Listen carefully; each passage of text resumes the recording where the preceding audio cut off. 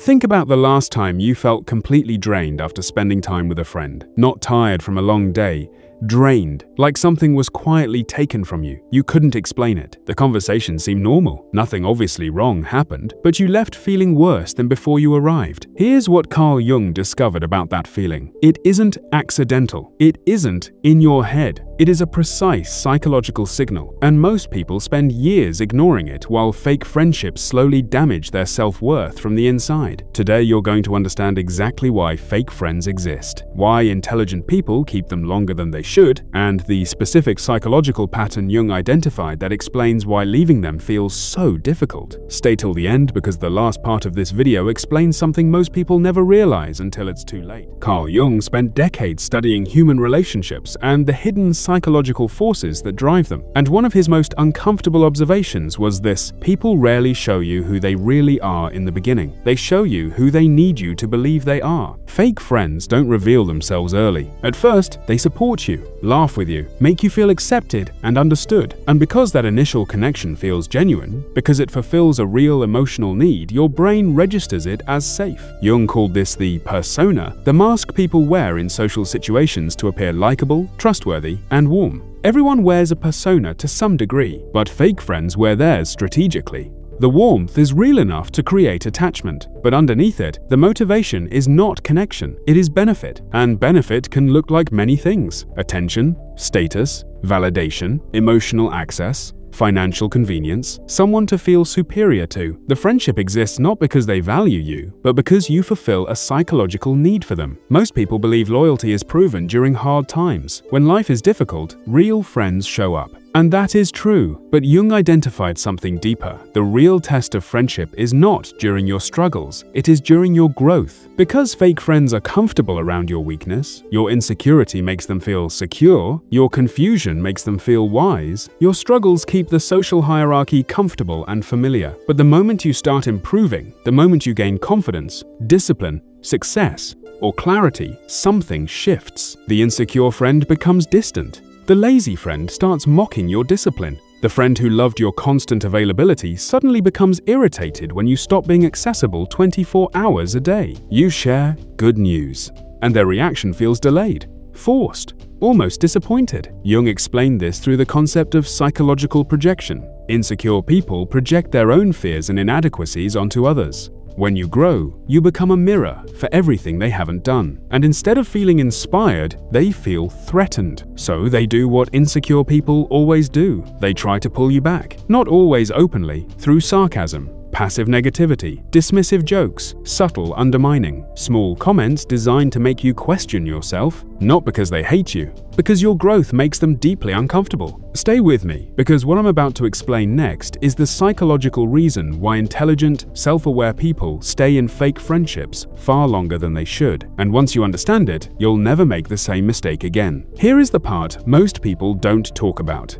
Fake friendships aren't just kept by naive or desperate people. Intelligent, self-aware people stay in draining friendships too. And Jung's psychology explains exactly why. It comes down to two things: loneliness and guilt. Jung understood that humans are wired for connection at a biological level. The need to belong is not a weakness, it is survival psychology. And when loneliness enters the picture, standards drop.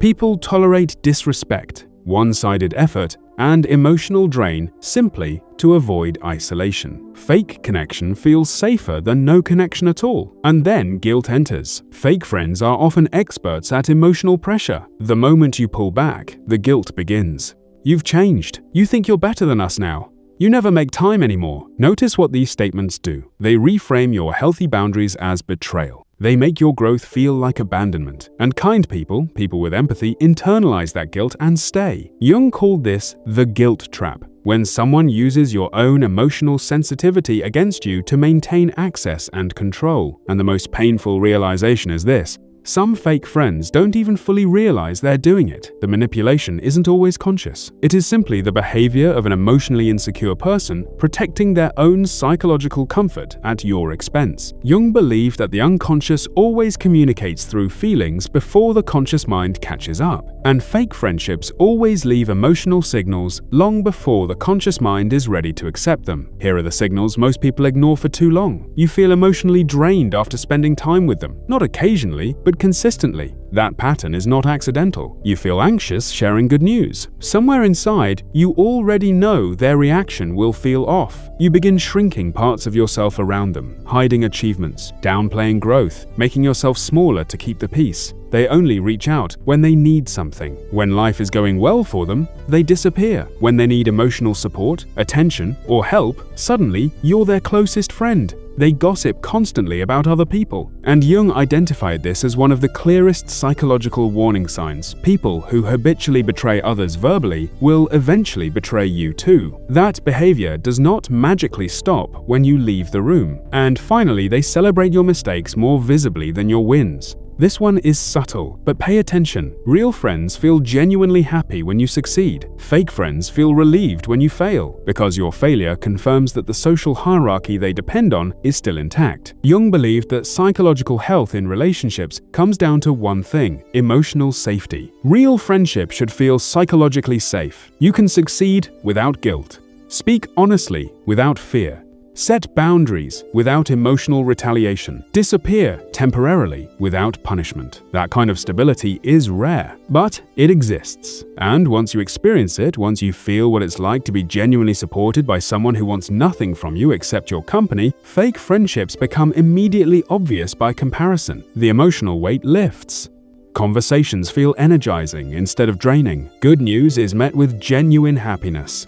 Boundaries are respected without guilt trips. Jung observed that emotionally mature people naturally reduce their social circles over time. Not because they become antisocial, because experience teaches them how expensive fake loyalty actually is. And the older you become emotionally, not in age, but in self-awareness, the more you understand that being alone is genuinely less damaging than constantly feeling unsupported around people who pretend to care. That realization changes your standards permanently. Jung spent his life studying what drives human connection and what corrupts it, and his conclusion was uncomfortable but freeing. Most people are not fully conscious of why they form relationships. They are driven by psychological needs they haven't examined. And until those needs become conscious, until people understand what they are actually looking for, and why they will keep choosing relationships that reflect their unexamined wounds rather than their actual values, the moment you start paying attention to how you feel after spending time with people, not during, but after, everything changes. Because your emotional state after connection is your clearest signal. Real friendship adds peace. Fake friendship quietly removes it. And once you know the difference, truly know it, not just intellectually, but emotionally, you stop tolerating the drain. You stop forcing dead connections. You stop shrinking yourself to fit into relationships that were never built to hold the full version of you. Because fake friends teach you one lesson, but real friends change your life. If this made you rethink the people around you, let me know in the comments. And if you want more ideas like this, subscribe. There is a lot more coming.